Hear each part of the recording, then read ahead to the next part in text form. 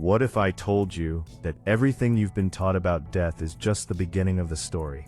That the moment your heart stops beating isn't an ending, but a transition, like stepping through a doorway into a reality more real than this one.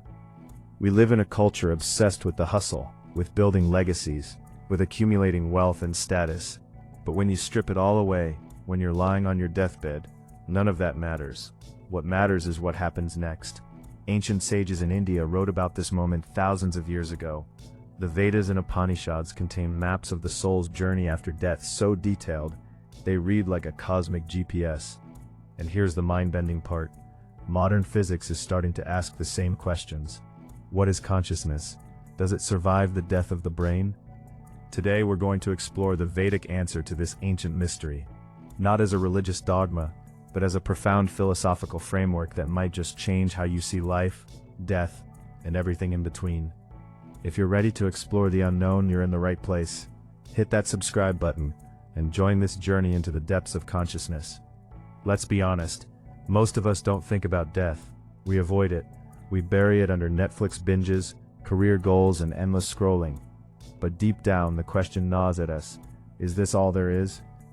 The typical American worldview, whether secular or religious, often reduces death to either lights out or a vague notion of heaven. But what if the truth is far more complex, far more interesting? Recent studies at Princeton and other leading institutions have been probing the nature of consciousness. Scientists like Dr. David Chalmers call it the hard problem. How does a lump of gray matter produce subjective experience?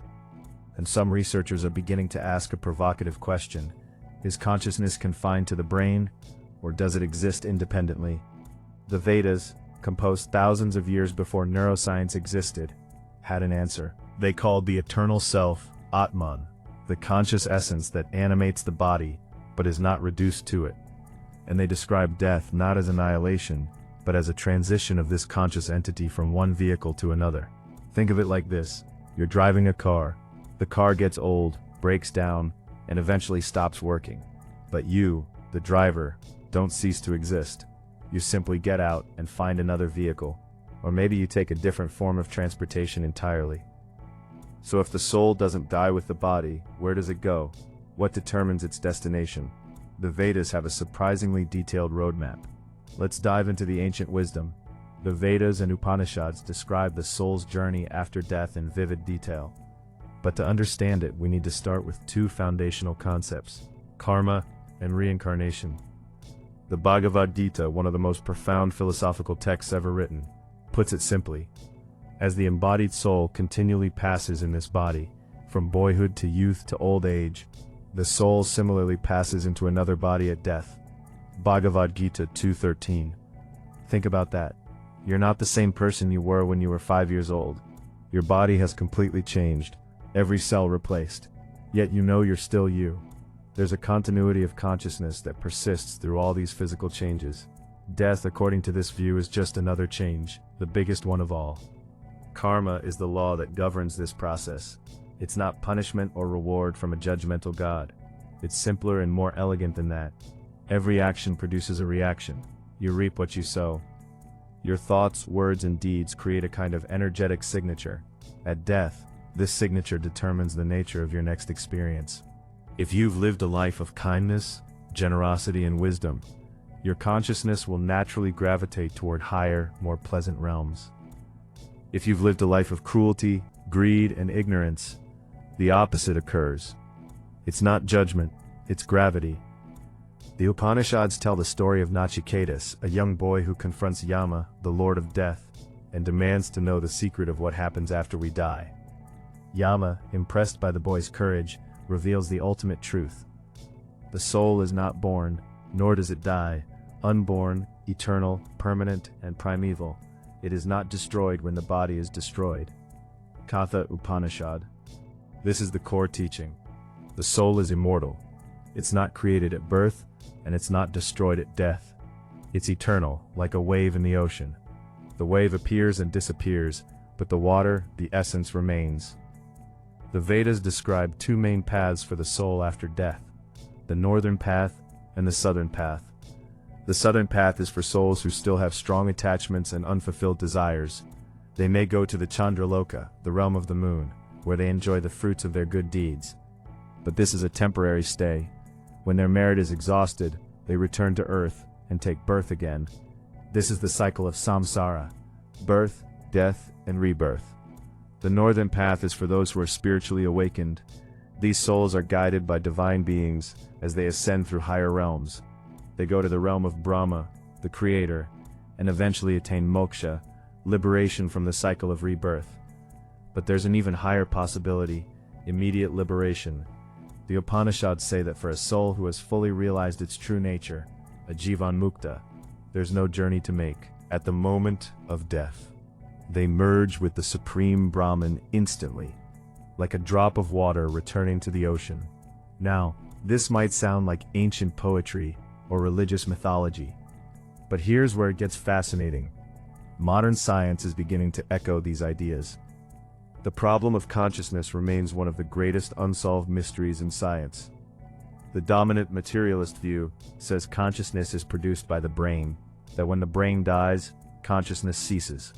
But this view has a serious problem. No one can explain how matter produces subjective experience.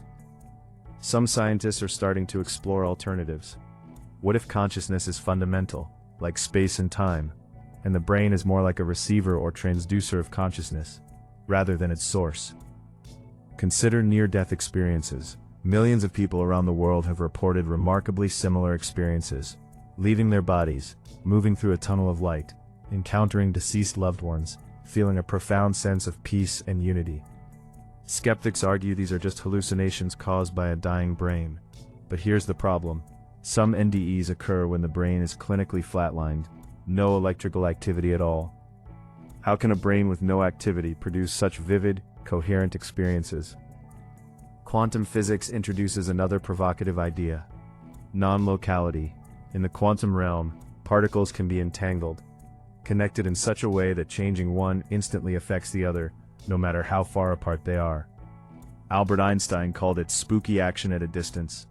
What if consciousness operates in a similar way? What if the soul is a non-local phenomenon, not confined to a specific point in space or time? This would make sense of the Vedic teaching that the soul is eternal, ever-existing, and not destroyed when the body is destroyed. Theoretical physicist Michio Kaku has suggested that consciousness might be a field, like a magnetic field, that permeates the universe. The brain would then be a receiver tuned to this field. When the receiver breaks, the field continues. This is precisely what the Vedas have been saying for millennia.